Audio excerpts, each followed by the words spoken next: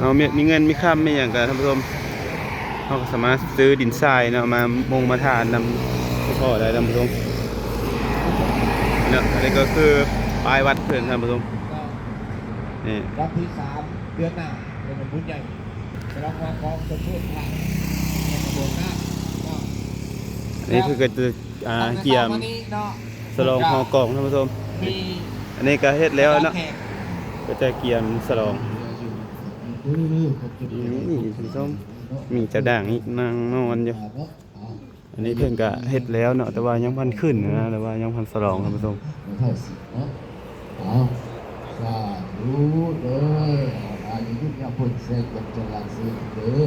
นี่ตีที่กิโลกว่าทุกว่าว่าลูกเนาะเอาอัน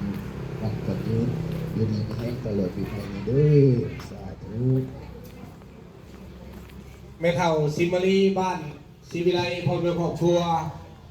โมทนาสื่อดินทรายสร้างพระธาตุทรายในมื้อนี้50 พันกีบโมทนาสาธุแล้วก็เจ้าเด็ก เป็นผู้ใดอีกเมื่อกี้นี่ เอาแม่เอานี่คนพระเนี่ยฟาดถูหัวเฮานี่ต้อง ครอบครัวเศรษฐีไซแม่ไม้แก้ววิเศษบ้านหน่วยบุญศรีเฮากับโมทนามาแล้ว50 พันกีบสื่อทรายบ้านนี้ผู้ใดอยากอุปโภคนาว่าด้วยบุญบ้านเฮากระซื้อ1เริ่มมีซองให้ครั้งแรกไหนบอลใส่ซอง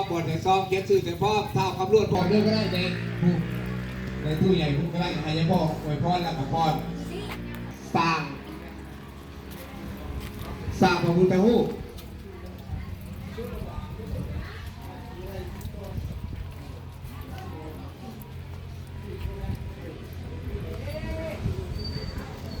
บรรยากาศก็ประมาณนี้ท่านผู้ชมบุญบินใหม่อยู่ที่สปปลาวท่านผู้ชม สร้างพระพุทธรูป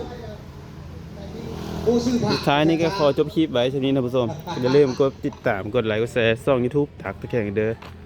ก็ขอบใจทุกคนที่เข้ามาเบิ่งและมาชมกดติดตามพร้อมกันดีใจนำ